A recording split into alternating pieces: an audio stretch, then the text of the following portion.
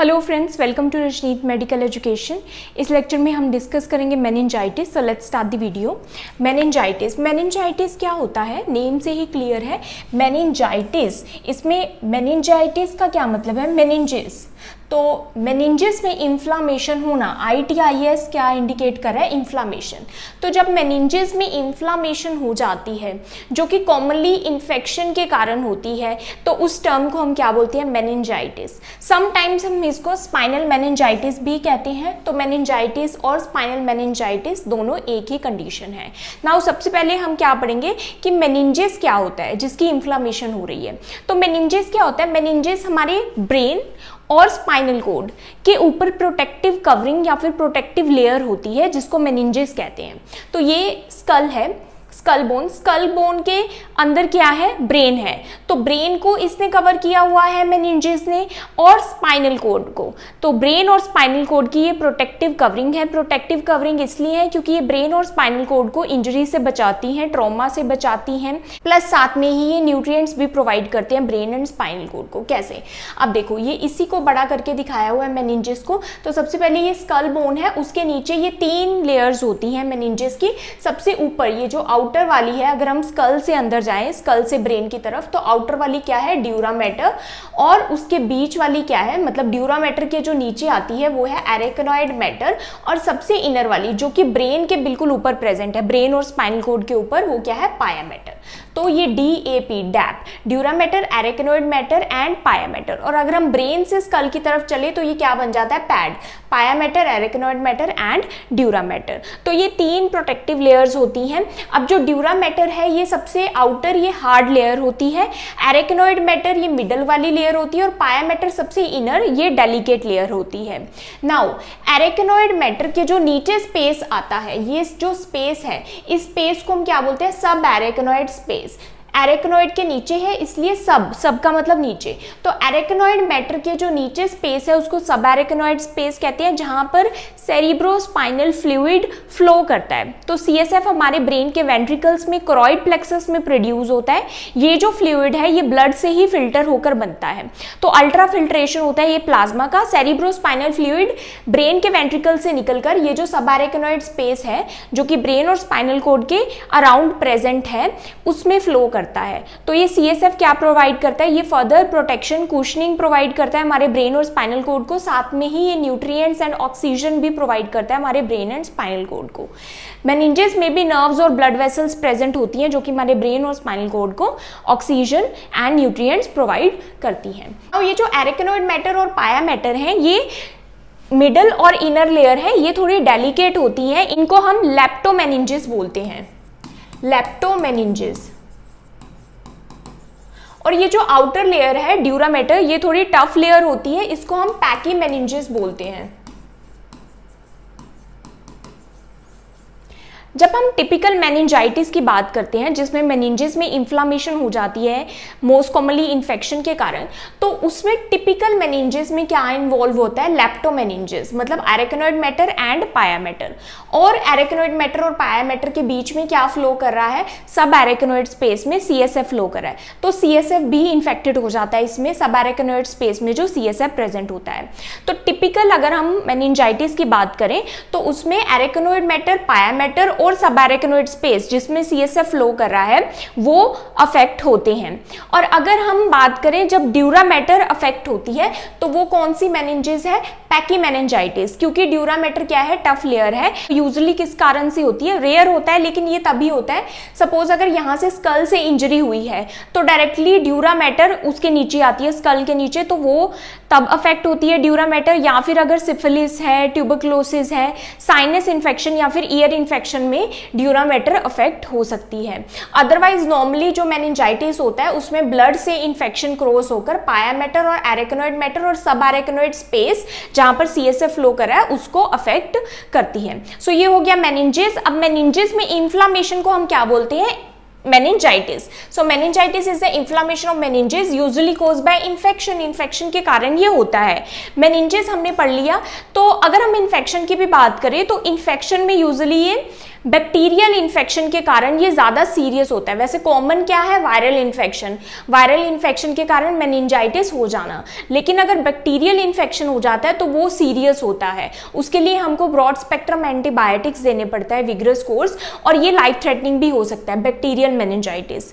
Now meninges क्या है, protective membranes है जो कि ब्रेन और स्पाइनल कोड को कवर करती है। 3 इसमें आते हैं, dura mater, एरेकेनॉइड matter and pia matter, और एरेकेनॉइड और पाया मैटर के बीच में सब एरेकेनॉइड स्पेस जहां पर CSF फ्लो करता है। मेनिंजेस के फंक्शन क्या है, ये प्रोटेक्शन प्रोवाइड करता है ब्रेन और स्पाइनल कोड को इंजरी से। सेकंड, इसमें नर्व्स होती हैं, ब्लड वेसल्स होता है और सेरिब्रोस्पाइनल फ्लूइड होता है। Cerebrospinal fluid further protection provide करता है, प्लस सेरिब्रोस्पाइनल फ्लूइड क्या है, न्यूट्रिएंट्स भी सप्लाई करता है ब्रेन और स्पाइनल कोड को। सो ये ब्लड सप्लाई और CSF के कारण न्यूट्रिएंट्स एंड ऑक्सीजन भी देता है ब्रेन एंड स्पाइनल कोड को। तो ये मेनिंजेस का इंपॉर्टेंट फंक्शन है। नाउ एसेप्टिक मेनिंजेस क्या है, सेप्सिस तो हमें पता है, सेप्टिक का मतलब है इन्फेक्शन। तो यहाँ पर सेप्टिक मेनिंजाइटिस वो होगी जिसमें बैक्टीरिया के कारण इन्फेक्शन हुआ और बैक्टीरिया के कारण मेनिंजाइटिस हुआ। अगर बैक्टीरिया कोज नहीं है मेनिंजाइटिस का तो उसको हम क्या बोलते हैं, एसेप्टिक मेनिंजाइटिस। तो एसेप्टिक मेनिंजाइटिस में जब हम ब्लड कल्चर करते हैं, पेशेंट को सिम्टम्स तो है, पेशेंट को सिम्टम्स है मेनिंजाइटिस के, लेकिन जब हम CSF का कल्चर करते हैं तो CSF कल्चर क्या आता है, नेगेटिव आता है बैक्टीरिया के लिए। तो इट मीन्स बैक्टीरिया कोज नहीं है मेनिंजाइटिस का, तो क्या कोज हो सकता है, वायरस हो सकता है। It can be cause by virus. Non infectious course भी हो सकता है, मतलब इन्फेक्शन तो हो गया कि बैक्टीरिया हो गया या वायरस हो गया। अगर बैक्टीरिया है तो वो सेप्टिक मेनिंजाइटिस कहलाता है। एसेप्टिक मेनिंजाइटिस कॉमनली तब कहलाता है जब इन्फेक्शन कोज है लेकिन बैक्टीरिया नहीं है, वायरस है, या फिर नॉन इन्फेक्शन कोज है, जैसे कि कैंसर के कारण मेनिंजाइटिस हुआ, ल्यूपस जो कि एक ऑटो इम्यून कंडीशन है उसके कारण मेनिंजेस को ही अटैक करने लग गया इम्यूनिटी, तो उस कारण से भी मेनिंजाइटिस हो सकता है एसेप्टिक। या फिर कुछ मेडिकेशंस जैसे कि non steroidal anti inflammatory drugs, antibiotics, IV immunoglobulins, इनके कारण भी मेनिंजाइटिस होता है। या फिर अदर इन्फेक्शन जैसे कि ट्यूबरकुलोसिस या फिर फंगल। अगर बैक्टीरिया नहीं है मेनिंजाइटिस का कोज तो वो क्या होगा, एसेप्टिक मेनिंजाइटिस। तो हमने मेनिंजेस भी पढ़ लिया, मेनिंजाइटिस देख लिया क्या होता है। पैथोफिजियोलॉजी देखते हैं कि ये जो इन्फेक्शन है ये मेनिंजेस में कैसे होता है, किस तरह से ये स्प्रेड होता है। तो पैथोजेंस जो भी माइक्रो ऑर्गेनिज्म है, चाहे वो वायरस है, बैक्टीरिया है, वो कैसे एंटर करता है, सबसे पहले ब्लड स्ट्रीम के थ्रू एंटर करता है। तो सपोज इन्फेक्शन कहीं और हुआ है हमारी बॉडी में, कहीं भी हुआ है और ब्लड के थ्रू वो ब्रेन तक चला गया है, तो ब्लड के थ्रू वो सेंट्रल नर्वस सिस्टम में चला गया, ब्रेन या फिर स्पाइनल कोड में, ब्रेन में ब्लड ब्रेन बैरियर को क्रॉस किया और ब्रेन के अंदर एंटर हो गया, मेनिंजेस में एंटर हो गया। तो ब्लड स्ट्रीम के थ्रू ये सबसे कॉमन रूट है इन्फेक्शन का एंट्री का। तो फ्रॉम इन्फेक्शन एल्सवेयर, तो ब्लड स्ट्रीम में एंटर हुआ लेकिन इन्फेक्शन कहीं और था, तो वो CSF में, सेरिब्रोस्पाइनल फ्लूइड में एंटर हुआ या फिर मेनिंजेस में एंटर हुआ और मेनिंजाइटिस कोज किया। या फिर डायरेक्ट स्प्रेड, जैसे कि अगर ईयर में इन्फेक्शन है, साइनसेस में इन्फेक्शन है जो कि नेजल साइनसेस होते हैं, अगर उनमें इन्फेक्शन है तो ये सभी आसपास है ब्रेन के, तो डायरेक्टली मेनिंजेस में इन्फेक्शन कोज हो सकता है। या फिर स्कल में फ्रैक्चर हो गया, तो स्कल में फ्रैक्चर हुआ तो बैक्टीरिया या फिर वायरस जो है इजीली एंटर कर सकता है मेनिंजेस में। या फिर सर्जरी, समटाइम्स पोस्ट सर्जरी, अगर ब्रेन की कोई सर्जरी हुई है तो उसके बाद भी बैक्टीरिया को एक रूट मिल जाता है इजीली एंट्री होने का, या फिर सर्जरी के बाद भी इन्फेक्शन हो सकता है मेनिंजेस में।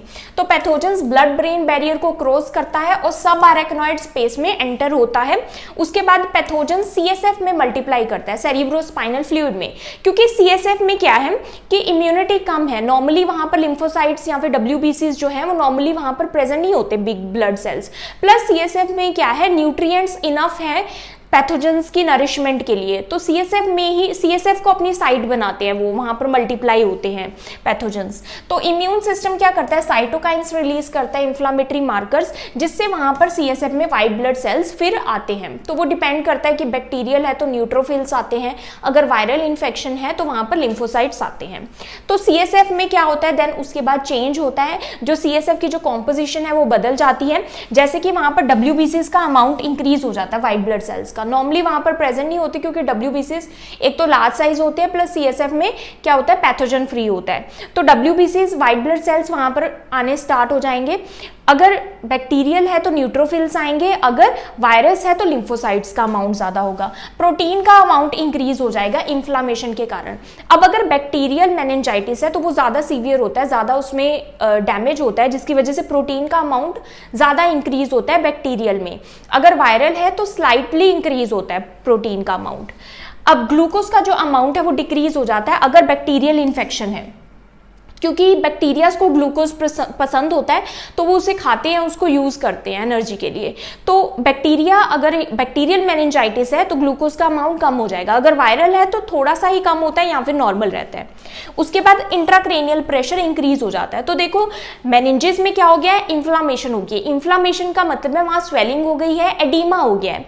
तो जब ये होता है तो क्या होता है कि हमारे स्कल में 3 चीज़ों से प्रेशर बनता है, जिसको इंट्राक्रेनियल प्रेशर कहते हैं, क्योंकि स्कल को क्रेनियम भी कहते हैं। तो 3 चीजें कौन सी है, एक तो ब्रेन टिश्यू, दूसरा सेरिब्रोस्पाइनल फ्लूइड और तीसरा क्या है, ब्लड। चाहे वो वेनस ब्लड है चाहे आर्टीरियल ब्लड है, जो भी ब्रेन में प्रेजेंट है, ये तीनों चीजें मिलकर इंट्राक्रेनियल प्रेशर बनाती हैं। और तीनों चीजों में से किसी भी एक चीज का वॉल्यूम अगर इंक्रीज होता है तो इंट्राक्रेनियल प्रेशर इंक्रीज हो जाता है। तो यहाँ पर मेनिंजेस में स्वेलिंग और एडीमा के कारण ब्रेन टिश्यू का वॉल्यूम इंक्रीज हो जाता है, प्लस साथ में ही स्वेलिंग और एडीमा के कारण, इन्फ्लामेशन के कारण जो एरेक्नोइड स्पेस है वहां पर इन्फ्लामेशन के कारण CSF एब्जॉर्ब नहीं हो पाता। CSF की जो एब्जॉर्प्शन है वो एरेक्नोइड स्पेस से ही ड्यूरल वेनस साइनसेस में होती है, क्योंकि एरेक्नोइड स्पेस में एरेक्नोइड विलाए होती हैं, सब एरेक्नोइड स्पेस में, जहां से CSF की एब्जॉर्प्शन होती है। तो CSF एब्जॉर्प्शन भी डिक्रीज हो जाती है। सो रिड्यूस CSF एब्जॉर्प्शन, मेनिंजेस का वॉल्यूम इंक्रीज हो गया, CSF की एब्जॉर्प्शन डिक्रीज हो गई, जिससे CSF का भी वॉल्यूम इंक्रीज हो गया। तो क्या होता है, इंट्राक्रेनियल प्रेशर इंक्रीज हो जाता है। जब इंट्राक्रेनियल प्रेशर इंक्रीज होते हैं तो उसके जो क्लासिक साइंस है वो क्या आते हैं, हेडेक होता है, कांस्टेंट सीवियर हेडेक होता है, फ्रंटल हेडेक यूजुअली, और प्रोजेक्टाइल वॉमिटिंग होती है। उसमें कोई भी नोजिया वाले सिम्टम्स नहीं आते, मन कच्चा नहीं होता, सीधा वॉमिटिंग आती है। वॉमिटिंग प्रोजेक्टाइल होती है, वो फूड से रिलेटेड नहीं होती, काफ़ी प्रेशर से आती है। साथ में ही फीवर होगा मेनिंजाइटिस के कारण, क्योंकि इन्फेक्शन है। नेक स्टिफनेस टिपिकल साइन है, ये तीनों साइंस, नेक स्टिफनेस, फीवर और हेडेक। नेक स्टिफनेस या फिर इसको न्यूकल स्टिफनेस भी कहते हैं, जिसमें जो नेक है वो आगे की तरफ फ्लेक्स नहीं हो पाती, क्योंकि यहाँ पर ये क्या है, मेनिंजेस है सारी, ब्रेन और स्पाइनल कोड को कवर जिसने किया हुआ है। तो मेनिंजेस में जब इन्फ्लामेशन हो जाती है तो नेक आगे की तरफ फ्लेक्स नहीं हो पाती, पेन होता है नेक की फ्लेक्शन में, तो जिसको हम नेक स्टिफनेस बोलते हैं। और हेडेक साथ में होता है। फोटोफोबिया होता है, लाइट के लिए सेंसिटिविटी बढ़ जाती है, लाइट्स उसको अच्छी नहीं लगती, क्योंकि ऑप्टिक नर्व जो कि मेनिंजेस में है वो इरिटेट हो जाती है, जिसकी वजह से फोटोफोबिया होता है। और साथ में ही जो इंट्राक्रेनियल प्रेशर इंक्रीज हो गया उसके साइंस आते हैं। अगर इंट्राक्रेनियल प्रेशर इंक्रीज होता है तो ये भी लाइफ थ्रेटनिंग होता है, मेडिकल इमरजेंसी है ये, क्योंकि जो ब्रेन में स्ट्रक्चर्स हैं जो कि ब्रेन स्टेम में है, मेड्यूला, रेस्पिरेटरी सेंटर है, वहां पर brain stem is very important for survival, और अगर वो अफेक्ट होती है, क्योंकि अगर इंट्राक्रेनियल प्रेशर इंक्रीज होता है तो सेरिब्रल परफ्यूजन डिक्रीज हो जाता है, ब्रेन को ब्लड सप्लाई कम मिलती है, जिसकी वजह से ये स्ट्रक्चर अफेक्ट होते हैं। ब्रेन हर्निएशन भी हो सकती है इंट्राक्रेनियल प्रेशर इंक्रीज होने से, तो जिसके कारण अल्टीमेटली ब्रेन डेथ हो सकती है। नाउ कोजेस इसके क्या है, तो बैक्टीरियल कोजेस सबसे पहले पढ़ते हैं, बैक्टीरियल मेनिंजाइटिस के। सो इन्फेक्शियस कोजेस है और एक नॉन इन्फेक्शियस है। इन्फेक्शियस में पैथोजेंस होंगे, नॉन इन्फेक्शियस में अदर कोजेस आएंगे। तो बैक्टीरियल अगर मेनिंजाइटिस हो जाता है तो ये मेडिकल इमरजेंसी है, क्योंकि बैक्टीरिया क्विकली मल्टीप्लाई होते हैं, पूरे ब्लड में फैल सकते हैं, जिसको सेप्टिक शॉक भी बोलते हैं, उसे सेप्टिसीमिया या फिर सेप्टिक शॉक हो सकता है। तो सबसे कॉमन क्या है, नाइजीरिया मेनिंजाइटिस, जिसको मेनिंजोकोकल मेनिंजाइटिस भी बोलते हैं। ये बहुत कंटेजियस होती है, हाईली कंटेजियस, इजिली ये एक पर्सन से दूसरे पर्सन को फैल जाती है, और ये एपिडेमिक होती है डोम्स और बैरक में। मतलब जैसे हम भीड़ भाड़ वाली जगह पर जब रहते हैं, जैसे कि जो ट्रैवलर्स हैं या फिर स्टूडेंट्स हैं, जब वो हॉस्टल में रहते हैं तो वो एक दूसरे के क्लोज कांटेक्ट में होते हैं, तब ये जो बैक्टीरिया है नाइजीरिया मेनिंजाइटिस, ये इजिली स्प्रेड हो सकता है। तो ये रेस्पिरेटरी रूट से ही स्प्रेड होता है, जैसे कि जब कोई पर्सन कफ करता है या स्नीज करता है और दूसरा पर्सन उस एयर ड्रॉपलेट्स को अगर इनहेल कर लेता है तो ये स्प्रेड हो सकता है। हालांकि नाइजीरिया मेनिंजाइटिस के लिए वैक्सीनेशन है, तो अगर कोई पर्सन ट्रैवल कर रहा है या फिर कोई हॉस्टल में रहने जा रहा है या फिर कोई क्राउडेड प्लेस में जा रहा है तो वो वैक्सीनेशन जरूर लेनी चाहिए इसके अगेंस्ट। उसके बाद आता है स्ट्रेप्टोकोकस निमोनिया। नाइजीरिया मेनिंजाइटिस सबसे लाइफ थ्रेटनिंग भी है, अगर इसका ट्रीटमेंट नहीं किया जाता तो ये लाइफ थ्रेटनिंग हो सकती है।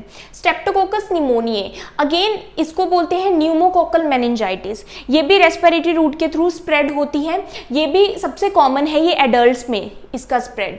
हीमोफाइलस इन्फ्लुएंजा टाइप बी, इसके अगेंस्ट भी वैक्सीनेशन है जिसको HIV वैक्सीन कहते हैं, ये चिल्ड्रन में कॉमन होती है, ये भी प्रिवेंट की जा सकती है वैक्सीनेशन के थ्रू। अगेन ये तीनों क्या है, ये रेस्पिरेटरी रूट के थ्रू स्प्रेड होते हैं ये इन्फेक्शन। इसके अलावा बैक्टीरियल में आते हैं लाइसेरिया मोनोसाइटोजेंस, ये फीको ओरल रूट के थ्रू, कॉन्टामिनेटेड फूड या फिर वाटर के थ्रू स्प्रेड होते हैं। माइकोबैक्टीरियम ट्यूबरक्लोसिस, चेस्ट इन्फेक्शन, अगर चेस्ट ट्यूबरक्लोसिस हुआ है तो वो इजीली स्प्रेड हो सकता है, ब्रेन में भी ब्रेन मेनिंजाइटिस कोज कर सकता है, दो इट्स बिट रेयर। उसके बाद आता है इकोलाई। इकोलाई ये कब ट्रांसफर होता है, जैसे कि ड्यूरिंग फीटल बर्थ, क्योंकि अगर मदर के जो बर्थ कैनाल है वहाँ पर इकोलाई प्रेजेंट है, या फिर लोअर गैस्ट्रोइंटेस्टाइनल ट्रैक में जहाँ पर इकोलाई प्रेजेंट होता है, और ड्यूरिंग फीटल बर्थ अगर फीटस में ये ट्रांसफ़र हो जाता है तो फीटस को ये मेनिंजाइटिस कोज कर सकता है।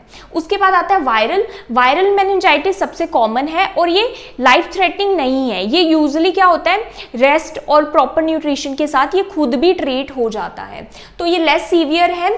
इसमें क्या आता है, एंटीरोवायरसेस भी कॉन्टामिनेटेड फूड और वाटर के थ्रू स्प्रेड होते हैं, तो इसका जो रूट ऑफ स्प्रेड है वो क्या है, फीको ओरल रूट। उसके बाद आता है हर्पिस सिम्प्लेक्स वायरस, जो कि डायरेक्ट कांटेक्ट से ट्रांसफर होते हैं, सेक्सुअल कांटेक्ट से या फिर सलाइवा के साथ अगर डायरेक्ट कांटेक्ट हो गया है, अगर कोल्ड सोर्स का किसी दूसरे पर्सन के साथ डायरेक्ट कांटेक्ट हो गया है तो ये ट्रांसफर होते हैं। उसके बाद mumps of course respiratory route है अगेन। HIV अगर इम्यूनो कॉम्प्रोमाइज इंडिविजुअल है तो उसमें भी मेनिंजाइटिस कॉमनली हो सकता है। इन्फ्लुएंजा भी कोज कर सकता है मेनिंजाइटिस। उसके बाद आता है फंगल और पैरासिटिक रेयर है बट ये भी कोज करते हैं। फंगल में आता है क्रिप्टोकोकस इन इम्यूनो कॉम्प्रोमाइज। फंगल जो मेनिंजाइटिस है ये यूजुअली उन पीपल में होता है जिनका इम्यूनिटी कॉम्प्रोमाइज होता है, इम्यूनिटी लो होती है जिनमें, जैसे कि HIV पेशेंट में, HIV और एड्स के पेशेंट है, या फिर किसी को अगर ऑर्गन ट्रांसप्लांट किया है और वो इम्यूनो सप्रेसेंट्स ले रहा है तो फंगल मेनिंजाइटिस हो सकता है। पैरासिटिक रेयर होता है लेकिन पॉसिबल है ये भी। इसमें आता है नेग्लेरिया फॉलरी, ब्रेन ईटिंग इमीबा भी इसको बोलते हैं, टॉक्सोप्लाज्मा गॉन्डाई, तो ये सभी पैरासाइट्स भी कोज कर सकते हैं मेनिंजाइटिस। नाउ ये सभी थे इन्फेक्शियस कोज। अब है नॉन इन्फेक्शियस, इसमें पैथोजेंस नहीं होते, दूसरे कोजेस होते हैं जैसे कि medicine, non steroidal anti inflammatory drugs, ये भी कोज कर सकती हैं अगर लॉन्ग टर्म ले रहे हैं, कुछ एंटीबायोटिक्स एंड इम्यूनोसप्रेसेंट्स। उसके अलावा ऑटो इम्यून डिसऑर्डर जैसे कि सिस्टमिक ल्यूपस, इसमें क्या होता है कि मेनिंजिस को ही हमारा ही इम्यून सिस्टम अटैक करने लग जाता है। प्लस ऑटो इम्यून में क्या होता है कि पेशेंट कॉर्टिकोस्टेरॉइड्स भी लेता है, तो अगर लॉन्ग टर्म से स्टेरॉइड पर है पेशेंट तो भी इम्यूनिटी वीक हो सकती है, जिसके कारण क्या हो सकता है, मेनिंजाइटिस के रिस्क बढ़ जाता है। पोस्ट न्यूरो सर्जरी, अगर कोई न्यूरो सर्जरी हुई है तो उसके बाद क्या है, जो माइक्रो ऑर्गेनिज्म है वो वहाँ पर इजीली एंटर हो सकता है सर्जरी के बाद, न्यूरो सर्जरी के बाद, या फिर ड्यूरिंग सर्जरी भी कोई माइक्रो ऑर्गेनिज्म ट्रांसफर हो सकता है। देन उसके बाद कैंसर भी डेबिलिटेटिंग बनाता है पर्सन को, जिसकी वजह से मेनिंजाइटिस हो सकता है, या फिर हेड इंजरी, अगर हेड इंजरी हो सकती है तो डायरेक्ट एंट्री माइक्रो ऑर्गेनिज्म कर सकता है मेनिंजिस में। उसके बाद रिस्क, कौन कौन रिस्क पर हैं, तो जो इन्फेंट्स होते हैं, यंग चिल्ड्रन, और जो बूढ़े लोग होते हैं, ओल्डर एडल्ट्स होते हैं, उनकी जो इम्यूनिटी है वो अभी अंडर डेवलप्ड होती है, जिसकी वजह से मेनिंजिस हो सकता है उनको, अगर कोई भी इन्फेक्शन उनकी बॉडी में एंटर हुआ है तो मेनिंजिस के रिस्क बढ़ जाते हैं। उसके बाद आता है वीक इम्यून सिस्टम, अगेन ये भी इम्यूनिटी पर डिपेंड करता है। अगर किसी का इम्यून सिस्टम वीक है, जैसे कि HIV एड्स के पेशेंट है, या फिर इम्यूनो कॉम्प्रोमाइज कोई भी इंडिविजुअल है, डायबिटिक है पेशेंट, कैंसर पेशेंट है, तो उनमें क्या होता है कि मेनिंजाइटिस के रिस्क बढ़ जाते हैं इम्यूनिटी कम होने के कारण। तो अगर उनका कोई ईयर इन्फेक्शन हुआ है, साइनोसाइटिस है, या फिर कहीं और से भी ब्लड से ट्रैवल करके इन्फेक्शन ब्रेन में जा सकता है। उसके बाद हॉस्टल्स में अगर कोई रहता है, ओवर क्राउडेड प्लेसेस में कोई रहता है, तो डायरेक्ट कांटेक्ट या फिर फीको ओरल रूट या फिर रेस्पिरेटरी ड्रॉपलेट्स के कारण जो भी इन्फेक्शियस माइक्रो ऑर्गेनिजम्स हैं, चाहे वो बैक्टीरियल है, वायरल है, वो क्या कोज कर सकते हैं, मेनिंजाइटिस कोज कर सकते हैं। सो हॉस्टल्स और जो ओवर क्राउडेड प्लेसेस हैं उनमें मेनिंजियोकोकल जो मेनिंजाइटिस है वो ज़्यादा देखने को मिलती है, और यही सबसे ज़्यादा डेंजरस कोज है मेनिंजाइटिस का। उसके बाद आता है अनवैक्सीनेटेड, अगर प्रॉपर वैक्सीनेशन नहीं ले रखी है, जैसे कि HIV जो वैक्सीन है वो इन्फेंट्स को दी जाती है, या फिर न्यूमोकोकल मेनिंजाइटिस, मेनिंजोकोकल मेनिंजाइटिस के लिए जो वैक्सीनेशन अवेलेबल है अगर वो नहीं ली जाती तो वो भी पर्सन्स रिस्क पर है। उसके बाद एस्प्लीनिया, तो एस्प्लीनिया क्या है, जो स्प्लीन है हमारा, स्प्लीन का काम क्या है, बैक्टीरिया के अगेंस्ट फाइट करना, तो बैक्टीरिया को बाहर निकालना बॉडी से, स्प्लीन का बहुत इंपॉर्टेंट रोल है इसमें। तो अगर स्प्लीन किसी वजह से रिमूव की गई है बॉडी से तो बैक्टीरियल इन्फेक्शन होने के चांसेस इंक्रीज हो जाते हैं, बैक्टीरियल मेनिंजाइटिस होने के चांसेस इंक्रीज हो जाते हैं। सिकल सेल डिसीज में भी सेम होता है, जो सिकल सेल डिसीज में क्या होता है कि जो रेड ब्लड सेल्स है वो सिकल शेप के हो जाते हैं। जब वो सिकल शेप के होते हैं तो जो स्प्लीन की जो आर्टरीज हैं उनमें ब्लॉकेज करते हैं, जिसकी वजह से धीरे धीरे स्प्लीन का जो साइज है वो श्रिंक हो जाता है, जिसको ऑटोस्प्लेनेक्टमी बोलते हैं, जिसकी वजह से स्प्लीन अपना प्रॉपर फंक्शन नहीं कर पाता। उसके बाद अगर CSF लीक हो गया है कोई ट्रॉमा की वजह से, न्यूरो सर्जरी की वजह से, तो वो तो डायरेक्ट एंट्री बन जाती है माइक्रो ऑर्गेनिज्म की CSF में एंटर होने पे। क्या क्या साइंस देखने को मिलते हैं अगर किसी पर्सन को मेनिंजाइटिस हो जाता है। सो सबसे पहले क्लासिक 3 साइंस आते हैं मेनिंजाइटिस में, जिसको क्लासिक ट्रायड बोलते हैं। फीवर, हाई ग्रेड और सडन ऑनसेट, एकदम से फीवर आएगा पर्सन को और उसका जो ऑनसेट होगा वो सडन होगा एकदम से, और हाई फीवर होगा जिसको हाई ग्रेड फीवर कहते हैं। सीवियर एंड कांस्टेंट हेडेक होगा, उसको सीवियर होगा एक तो मेनिंजेस की इन्फ्लामेशन के कारण, जिसमें नर्व्स हैं मेनिंजेस में, तो हेडेक हो रहा है। इंट्राक्रेनियल प्रेशर इंक्रीज होने की वजह से भी हेडेक होता है। उसके बाद आता है न्यूकल रिजिडिटी, नेक की स्टिफनेस, तो नेक फ्लेक्स नहीं होगी क्योंकि ये जो मेनिंजेस है इसने ब्रेन और स्पाइनल कोड दोनों को कवर किया हुआ है, जिसकी वजह से नेक स्टिफ रहेगी, जिसको न्यूकल रिजिडिटी बोलते हैं। इसके अलावा एडिशनल साइंस क्या आते हैं, photophobia and phonophobia. Photophobia means light के लिए सेंसिटिविटी, फोबिया मतलब डर लगना लाइट से, फोनोफोबिया मतलब साउंड से सेंसिटिविटी। ये इसलिए होता है क्योंकि मेनिंजेस से बहुत सारी नर्व्स क्रॉस हो रही हैं, क्रेनियल नर्व्स, स्पाइनल नर्व्स, तो ऑप्टिक नर्व की डिस्टर्बेंस के कारण क्या होता है, लाइट सेंसिटिविटी होती है, नर्व्स के डिस्टर्बेंस के कारण ये साइंस आते हैं। ऑल्टर्ड मेंटल स्टेटस, जो उसका मेंटल स्टेटस है वो उसमें चेंज देखने को मिलेगा, क्योंकि एक तो इंट्राक्रेनियल प्रेशर इंक्रीज हो रहा है, तो उसकी वजह से जो इंपॉर्टेंट सेंटर्स हैं जो हमको अवेक रखते हैं उसमें चेंजेस आएगा। क्या चेंजेस आएगा, कंफ्यूजन होगा पर्सन को, लेथार्जी, बहुत थकावट फील होगी, और इन्फ्लामेशन के कारण सीजर्स भी आ सकते हैं क्योंकि ब्रेन टिश्यू इरिटेट हो जाते हैं। जब वो ओवर एक्टिव होंगे, इरिटेट होंगे तो सीजर्स आ सकते हैं। वॉमिटिंग होगी, इंक्रीज इंट्राक्रेनियल प्रेशर के कारण वॉमिटिंग होती है, प्रोजेक्टाइल वॉमिटिंग होती है पर्सन को। स्किन रैश कब हो सकता है, अगर मेनिंजोकोकल मेनिंजाइटिस है, जो कि सबसे डेंजरस टाइप ऑफ मेनिंजाइटिस है, मेनिंजोकोकल मेनिंजाइटिस, उसमें स्किन रैश भी देखने को मिलते हैं लेट स्टेजेस में, तो जिसको पेटेकी एंड परप्यूरा बोलते हैं, और ये एक मेडिकल इमरजेंसी है। उसके अलावा सेप्टिक शॉक, लेट स्टेजेस में क्या होता है कि पूरे ब्लड में इन्फेक्शन फैल सकता है, जिसको सेप्टिसीमिया बोलते हैं, और person can go into septic shock, जो कि लाइफ थ्रेटनिंग है। उसके बाद स्पेशल साइंस क्या आते हैं, अगर हमें पता लगाना है कि पर्सन को मेनिंजाइटिस है तो उसके लिए कुछ स्पेशल साइंस हैं। इसमें 2 साइन है, एक है कर्निक साइन एंड एक है ब्रुजिन्स्की साइंस, दोनों पॉजिटिव आते हैं। अगर हम कर्निक साइन की बात करें तो ये कर्निक साइन है। कर्निक साइन में क्या होता है, जब हम पर्सन की जो लेग है उसको हिप से फ्लेक्स करवाते हैं, और नी को अगर हम एक्सटेंड करवाना चाहे इस साइड तो वो नहीं कर पाएगा पर्सन, उसको बहुत ज्यादा पेन होगी। ये इसलिए हो रहा है क्योंकि जो मेनिंजेस है वो स्पाइनल कॉर्ड और ब्रेन दोनों को कवर किए हुए हैं, और उसमें इन्फेक्शन हो गया है, इन्फ्लामेशन हो गई है, जिसकी वजह से उसको लेग एक्सटेंड करने में बहुत पेन होगी, तो दैट इज कर्निक साइन। उसके बाद आता है ब्रुजिन्स्की साइन। ब्रुजिन्स्की साइन में क्या होगा कि जब हम पर्सन की जो नेक है उसको फ्लेक्स करते हैं, जिसको मेनिंजाइटिस है, तो नेक फ्लेक्स करने से उसको इतना पेन होगा कि ऑटोमेटिकली उसकी जो लेग्स है वो इस तरह से फ्लेक्स हो जाएंगी उस पेन को कॉम्पनसेट करने के लिए, ताकि पेन कम हो, क्योंकि अगर हम नेक को फ्लेक्स कर रहे हैं तो जो मेनिंजेस हैं वो स्ट्रेच हो रही हैं, तो क्योंकि वो ब्रेन और स्पाइनल कॉर्ड पूरे में कवर है, तो मेनिंजेस स्ट्रेच होने के कारण ये पेन हो रहा है। इसके कारण पर्सन क्या करता है, अपनी लेग्स को भी एक्सटेंड कर लेता है ताकि जो स्ट्रेचिंग है वो थोड़ी कम हो और पेन कम हो। तो ये दोनों साइंस हैं ये पॉजिटिव आते हैं मेनिंजाइटिस में। अब इन्फेंट्स में, बच्चों में क्या क्या साइन देखने को मिलेंगे, क्योंकि बच्चों के जो स्कल है वो सॉफ्ट है, तो उसमें मेनिंजेस में जब इन्फ्लामेशन होती है स्वेलिंग के कारण, तो जो फॉन्टेनल्स हैं वो बल्ज हो जाते हैं। बॉडी स्टिफ रहती है और लिम्स फ्लॉपी रहते हैं, लेथार्जिक रहता है, बहुत थका हुआ, बहुत लेथार्जिक उसके लिम्स रहेंगे। High pitched cry high pitched होगा, उसके अलावा फीवर होगा और लेथार्जी और पुअर फीडिंग, खाना नहीं खाएगा बच्चा अच्छे से, पुअर फीडिंग होगी। अब डायग्नोस्टिक टेस्ट क्या करते हैं, हिस्ट्री लेते हैं और फिजिकल एग्जामिनेशन। फिजिकल एग्जामिनेशन में साइंस देख सकते हैं, उसके अलावा फीवर है पर्सन को ये देखेंगे, वॉमिटिंग हो रही है, ये सभी साइंस जो हमने पढ़े वो फिजिकल एग्जामिनेशन में आएंगे। हिस्ट्री में हम पेशेंट से ये पूछेंगे कि कभी उसने ट्रैवल किया है, डॉर्म्स में रहा है, कोई और इन्फेक्शन हुआ, ईयर इन्फेक्शन हुआ, साइनस का इन्फेक्शन हुआ, तो वो सभी हिस्ट्री टेकिंग लेंगे। कैंसर तो नहीं है, डायबिटीज, इम्यूनोसप्रेसेंट्स पर तो नहीं है, सब कुछ पूछेंगे, उसमें हिस्ट्री में आ जाएगा। नोज और थ्रोट स्वैब, अगर हमें लगता है कि कहीं और से इन्फेक्शन के कारण वहाँ इन्फेक्शन बढ़ा है तो नोज या फिर थ्रोट स्वैब ले सकते हैं। साइनसाइटिस में, ईयर इन्फेक्शन में ईयर स्वैब ले सकते हैं। उसके अलावा लंबर पंचर गोल्ड स्टैंडर्ड है। लंबर पंचर हम इसलिए करते हैं ताकि हम स्पाइन से CSF ले सकें, CSF का सैंपल, और पता लगा सकें कि कौन सा माइक्रो ऑर्गेनिज्म है। अब लंबर पंचर हम हर केस में नहीं करते, अगर इंक्रीज इंट्राक्रेनियल प्रेशर है, ऑब्स्ट्रक्टिव के केस में स्पेशली।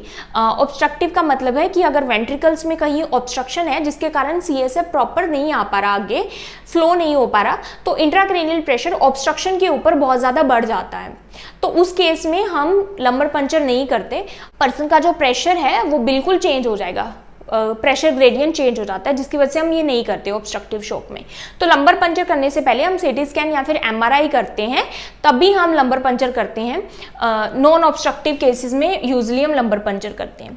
तो बैक्टीरियल मेनिंजाइटिस अगर होगा तो हमें CSF में क्या मिलेगा, CSF सैंपल में हमें WBCs का अमाउंट इंक्रीज मिलेगा, लेकिन कौन से WBCs, न्यूट्रोफिल्स। बैक्टीरियल में ग्लूकोज का अमाउंट कम मिलेगा, क्योंकि बैक्टीरिया ग्लूकोज पर ही सर्वाइव करते हैं, ग्लूकोज को खाते हैं न्यूट्रिशन की तरह, और ग्लूकोज कम हो जाता है। दूसरा, प्रोटीन का जो अमाउंट है वो बहुत इंक्रीज मिलेगा, क्योंकि बैक्टीरियल मेनिंजाइटिस बहुत ज़्यादा डैमेज कोज करता है। उसके बाद CSF ओपनिंग प्रेशर इंक्रीज होगा, CSF का जो प्रेशर है वो इंक्रीज होगा बैक्टीरियल मेनिंजाइटिस में। और CSF की अपीयरेंस कैसी होगी, क्लाउडी। अगर वायरल मेनिंजाइटिस है तो WBCs का अमाउंट इसमें भी इंक्रीज होगा, लेकिन लिम्फोसाइट्स का अमाउंट इंक्रीज होगा।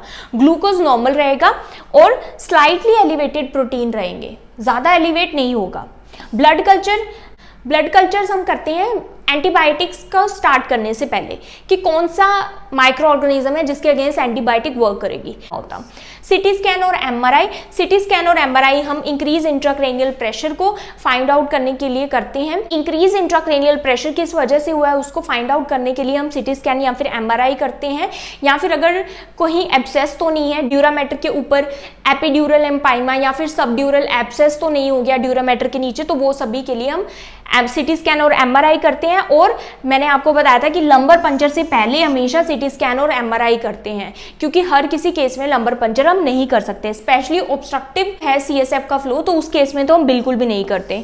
चेस्ट एक्सरे, अगर हमको लग रहा है कि ट्यूबरक्लोसिस है पेशेंट को तो चेस्ट एक्सरे करेंगे। स्टूल सैंपल करेंगे, अगर हमको लग रहा है कि वायरल कोज है जैसे कि एंटीरो वायरस है, उस केस में हम स्टूल सैंपल करते हैं। इसको हम प्रिवेंट कर सकते हैं वैक्सीनेशन के थ्रू। हीमोफाइलस इन्फ्लुएंजा के लिए कौन सी है, HIB, haemophilus influenza type B vaccine available है। न्यूमोकोकल वैक्सीन अवेलेबल है इन्फेंट्स और एल्डरली के लिए, जो कि स्ट्रेप्टोकोकस निमोनिया के अगेंस्ट प्रिवेंट करता है। मेनिंजोकोकल वैक्सीन जो भी कॉलेज स्टूडेंट्स हैं या फिर जो भी ट्रैवलर हैं, क्राउडेड प्लेस में रहने वाले हैं, उनके लिए हम मेनिंजोकोकल वैक्सीन देते हैं, जो कि नाइजीरिया मेनिंजाइटिस के अगेंस्ट प्रोटेक्ट करता है। देन आता है MMR वैक्सीन, जो कि मीजल्स, मम्स, रूबेला के अगेंस्ट प्रोटेक्ट करता है। तो अगर उससे रिलेटेड मेनिंजाइटिस है तो उससे प्रोटेक्ट करेगा। पनिशमेंट क्या हम देंगे, ट्रीटमेंट क्या देंगे, तो जैसे ही हमारे पास पेशेंट आया, हमको लग रहा है कि बैक्टीरियल मेनिंजाइटिस का पेशेंट है, तो उसको सबसे पहले तो आइसोलेट करना है, ड्रॉपलेट आइसोलेशन, क्योंकि जो भी बैक्टीरिया के जो मोस्टली केसेस हैं वो क्या है, ड्रॉपलेट इन्फेक्शन के कारण स्प्रेड हो रहे हैं। ड्रॉपलेट्स रूट के थ्रू, सो एयर ड्रॉपलेट से, रेस्पिरेटरी रूट से स्प्रेड हो रहे हैं, तो हमको पेशेंट को आइसोलेट करना है।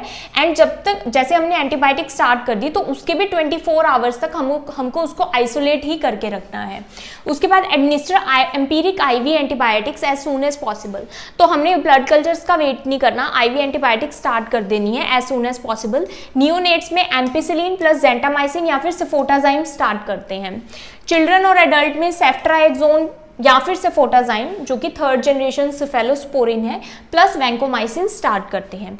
एल्डरली और इम्यूनो कॉम्प्रोमाइज इंडिविजुअल में हम साथ में एम्पिसिलिन ऐड करते हैं जो कि लिसेरिया को कवर करता है, तो इसके लिए एम्पिसिलिन ही काम करेगा, बाकी ये जो 3rd जनरेशन एंटीबायोटिक्स है ये इसको किल नहीं करती। देन कॉर्टिकोस्टेरॉइड्स और डेक्सामेथाजोन, तो स्टेरॉइड हम क्यों देते हैं, सेरिब्रल एडीमा को रिड्यूस करने के लिए। उसके बाद एसाइक्लोविर, अगर हर्पिस सिम्प्लेक्स वायरस है तो एसाइक्लोविर हम देते हैं। एंटी ट्यूबरकुलोसिस ड्रग देंगे अगर टीबी फाइंड आउट हुआ है, एंटी फंगल ड्रग देंगे अगर फंगल मेनिंजाइटिस है, तो इसमें एम्फोटेरिसिन बी या फिर फ्लूसाइटोसिन हम देते हैं। सपोर्टिव केयर में फीवर के लिए एंटीपायरेटिक्स देंगे। Next is oxygen and ICU care if needed. Oxygen हम इसलिए दे रहे हैं क्योंकि जब भी इंट्राक्रेनियल प्रेशर इंक्रीज होता है तो 3 जो साइंस हैं उसके, वो कुशिंग ट्रायड उसको बोलते हैं। हाई ब्लड प्रेशर, ये बॉडी का कॉम्पनसेट करने का मैकेनिज्म है ताकि ब्रेन को प्रॉपर ब्लड सप्लाई मिले, उसका जो उल्टा है रिफ्लेक्स आता है स्लो हार्ट रेट, सेकंड। और थर्ड क्या होता है, अगर हम ब्लड प्रेशर हाई की बात करें तो उसमें सिस्टोलिक ब्लड प्रेशर हाई होता है, second slow heart rate, third इसमें क्या आता है, रेस्पिरेटरी प्रॉब्लम्स आती हैं, ब्रीदिंग प्रॉब्लम आती है जिसको चेनिस स्टोक्स बोलते हैं। तो वो क्यों होता है, जब इंट्राक्रेनियल प्रेशर इंक्रीज होता है तो ब्रेन स्टेम अफेक्ट होती है और वहां पर क्या है, मेडुला में रेस्पिरेटरी सेंटर है जो कि अफेक्ट होता है, तो ऑक्सीजन और आईसीयू केयर उस टाइम पर देनी होती है। सीजर प्रिकॉशन भी देंगे। सीजर प्रिकॉशन मतलब कि पर्सन को कोई इंजरी ना हो जाए, जैसे कि उसका जो बेड का जो हाइट है वो लो रखेंगे, साथ में डायज़ेपाम रेडी रखेंगे इन केस, और पेशेंट को हमेशा मॉनिटर करते रहेंगे। फ्लूइड मैनेजमेंट करेंगे तो इसमें आईवी फ्लूइड्स भी देने पड़ते हैं समटाइम्स, और समटाइम्स हमको क्या करना पड़ता है, डायूरेटिक्स भी देने पड़ते हैं इंट्राक्रेनियल प्रेशर को कम करने के लिए। तो इसमें हम इनटेक आउटपुट जरूर देखेंगे, ओवर हाइड्रेशन भी नहीं करेंगे पेशेंट का, डिहाइड्रेट भी नहीं होना पेशेंट को। उसके बाद नर्सिंग इंटरवेंशन क्या आती है, न्यूरो ऑब्स चेक करने हैं every 1 to 2 hourly. Monitor for intracranial pressure को मॉनिटर करेंगे, जैसे कि हेडेक जो उसका क्लासिक साइन है, वॉमिटिंग जो उसके क्लासिक साइन है, लॉस ऑफ कॉन्शियसनेस तो नहीं हो रही है, कुशिंग ट्रायड जो कि मैंने अभी आपको बताया इंट्राक्रेनियल प्रेशर इंक्रीज होने में ही होता है, high BP, low heart rate, and Cheyne Stokes जो कि रेस्पिरेटरी पैटर्न जो है वो ऑल्टर हो जाता है। Elevate head of the bed to 30 degree, head of the bed को एलिवेट करके रखेंगे ताकि इजी ड्रेनेज हो, और नेक की जो फ्लेक्शन है वो अवॉइड करेंगे, क्योंकि मेनिंजाइटिस में क्या होता है, नेक फ्लेक्स नहीं होती, स्टिफ नेक होती है, पेन होता है पेशेंट को नेक फ्लेक्स करने पे, तो जो हेड है वो मिड लाइन रहेगा और फ्लेक्स नहीं रहेगा। डार्क एंड क्वाइट रूम, क्योंकि फोटोफोबिया हो रहा है, फोनोफोबिया हो रहा है, तो हमने पेशेंट को और इरिटेट नहीं करना, काम करके रखना है। सीजर प्रिकॉशंस हम लेंगे। उसके बाद नोटिफाई इमीडिएटली इफ परप्यूरा और पेटेकी अपीयर्स। प्यूरा और पेटेकी हमने देखा कि मेनिंजोकोकल मेनिंजाइटिस में ये साइन आते हैं, और मेनिंजोकोकल मेनिंजाइटिस लाइफ थ्रेटनिंग हो सकता है। इसमें क्या होता है, DIC डिसेमिनेटेड इंट्रावास्कुलर कोगुलेशन हो सकता है, मतलब इन्फेक्शन जब पूरी बॉडी में फैल जाता है, सीवियर होता है, जो कि मेनिंजोकोकल मेनिंजाइटिस में होता है, तो पूरी बॉडी में क्लोट्स भी बनते हैं, साथ में ही ब्लीडिंग का रिस्क बहुत इंक्रीज हो जाता है, क्योंकि सारे क्लोटिंग फैक्टर क्लोट्स बनने में कंज्यूम हो जाते हैं, तो नए क्लोट नहीं बन पाते और ब्लीडिंग का रिस्क इंक्रीज हो जाता है, जो कि क्या है, एक तो लाइफ थ्रेटनिंग है और हमको इसको मेडिकली इमरजेंसी है, ये एकदम से ट्रीट इस पेशेंट को करना होता है। सो आई होप आपको मेनिंजाइटिस क्लियर हुआ। If you understood this video then please like, subscribe and share to my channel. Thank you for watching.